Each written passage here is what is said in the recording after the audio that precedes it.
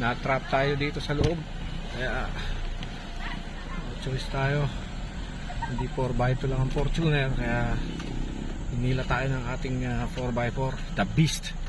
Ayan, no? Hopefully dito sa mahirap na paakyat makalabas. Ayan, ano.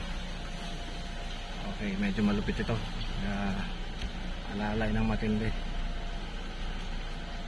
Ayan. So hinihila tayo ngayon kasi 4x2 lang ito, hindi namin na-anticipate, kaya na-trap kami sa ano, sa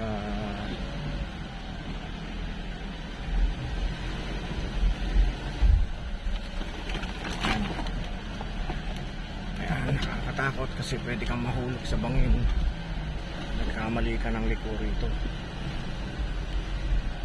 Hop!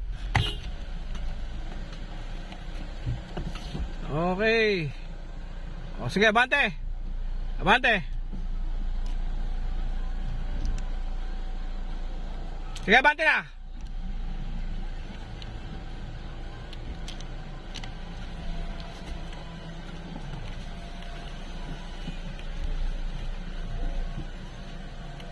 Ayan.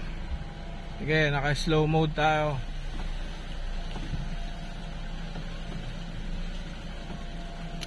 Ayan, no.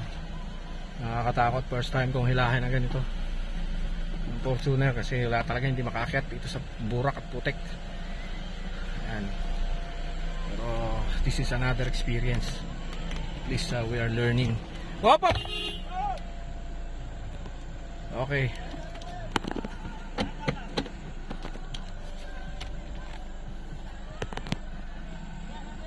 Okay, hila, dahan-dahan. O, sige.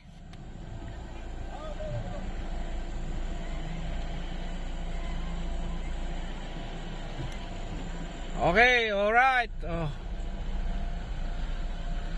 Ayan, medyo matarik. Ayan. Ayan, ano, ang Fortuner ay hinihila ng ating The Beast. Sakto talaga ang dating ng ating ano, The Beast, ano, ng ating 4x4 na binihisan sa Bamban Tarlac. Ayan, magaling na magkakamag-anak doon. Ayan, mga laksina yata. Talagang saktong-sakto ang dating niya. Nagamit talaga siya. Ayan, no. We're out of the woods. Malapit na tayo sa sementong daan. Ayan. Ayan.